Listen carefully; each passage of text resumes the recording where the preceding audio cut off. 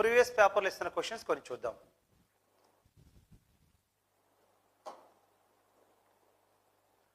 ₹1 coins, ₹2 coins, ₹10 coins ఉన్నాయట. వాటి యొక్క మొత్తం అమౌంట్ వచ్చేసి 1560 అంటున్నాడు. అన్ని డినామినేషన్లో సమాన సంఖ్యలో నాణ్యాలు ఉన్నాయన్నాడు. అంటే ఇక్కడ మనకి ₹1 కాయిన్స్, ₹2 కాయిన్స్, ₹10 కాయిన్స్ వాటి నెంబర్ సేమ్గా ఉందని చెప్తున్నాడు. అలాంటప్పుడు మనకి అక్కడ ఉన్నటువంటి ₹10 కాయిన్స్ ఎన్ని ఉన్నాయని అడుగుతూ ఉన్నారు. ₹10 కాయిన్స్ ఎన్ని అంటున్నారు. క్వశ్చన్ చూడండి ఒక్కసారి. క్వశ్చన్లో మనకి ఏం చెప్తున్నారంటే డినామినేషన్ చెప్పాడు. ₹1 కాయిన్, ₹2 కాయిన్, ₹10 కాయిన్ అన్నాడు. అక్కడ ఉన్న కాయిన్స్ యొక్క నెంబర్ కూడా ఈక్వల్గా ఉన్నాయని చెప్తున్నాడు.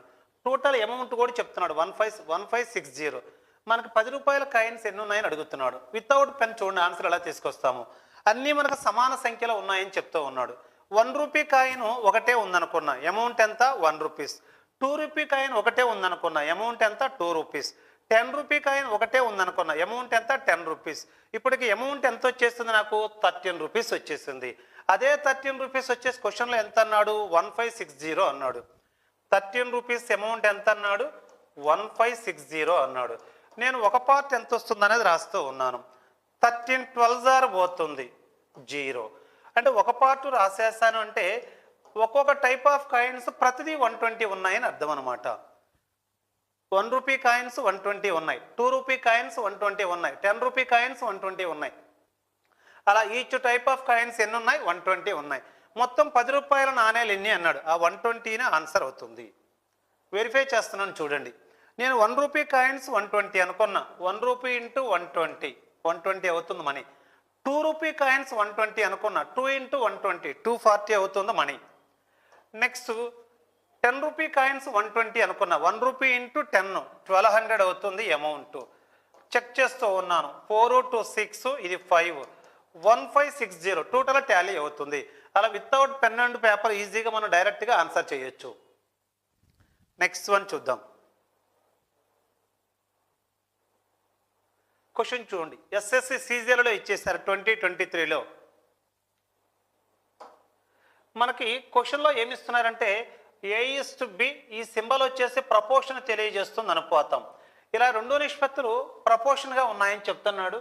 తర్వాత B = 96 అయితే ఏకి సికి వాల్యూస్ ఏ విధంగా ఉంటాయని అడుగుతూ ఉన్నారు. వాడు ఇచ్చినటువంటి కాన్సెప్ట్ ఏంటంటే ప్రపోర్షన్ గురించి చెప్తూ ఉన్నాడు. AB = BC అని చెప్పాడు. మనకు ప్రపోర్షన్గా ఉంటే product of extremes = product of means అవుతుంది. ఇది product of means B², product of extremes AC. అంటే B² = ACగా ఉంది మనకి. క్వశ్చన్లో ఇంకా B ఎంత ఇచ్చాడు? 96. B అంటే 96. దీన్ని నేను 96 ఇంటూ 96 రాసేసాను. That is equal to AC.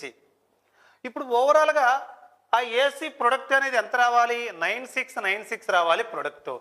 నేను దాన్ని మల్టిప్లై చేసి ఇక్కడ ఏ రెండు నెంబర్స్ తీసుకుంటే 9696 వస్తుందో చెక్ చేయాలి.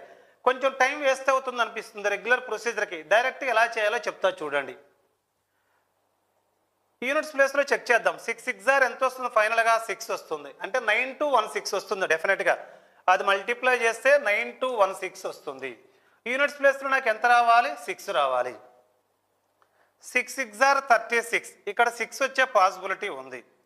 రెండవది 8 8 64. మనకి యూనిట్స్ ప్లేస్లో 6 రావాలి. ఇది కాదు ఆన్సర్.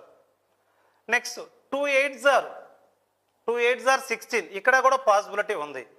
4 4 16. ఇక్కడ కూడా పాసిబిలిటీ ఉంది. అయితే మనకి చూడండి ఎలా రాస్తున్నాను. 96 అనేది 12 8 96 8 యొక్క మల్టిపుల్ అవుతుంది. మరి ఇది 8 యొక్క ఈ రెండిట్లో ఏదో 2 8 యొక్క మల్టిపుల్స్ అయ్యే ఛాన్స్ ఉండాలి.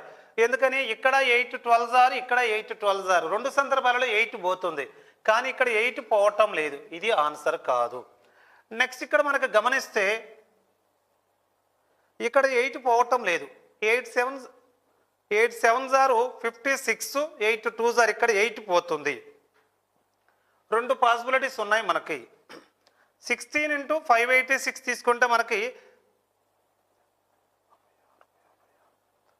8 7 56. 56 పోతే 2 6లో 8 పోవట్ల. ఇది ఆన్సర్ కాదు. ఇదే మనకు ఆన్సర్ అవుతుంది డెఫినెట్గా. ఆప్షన్ బి అనేది మనకు ఆన్సర్ అవుతుంది. మీరు మల్టిప్లై చేసుకోండి. 32 ఇంటూ 288 మల్టిప్లై చేస్తే 9216 వస్తుంది. ఆప్షన్ బి ఆన్సర్ అవుతుంది.